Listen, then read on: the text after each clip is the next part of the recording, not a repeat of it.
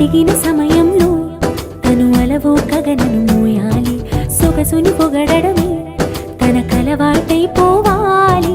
పనులను పంచుకుని మనసుంటే ఇంకేం కావాలి.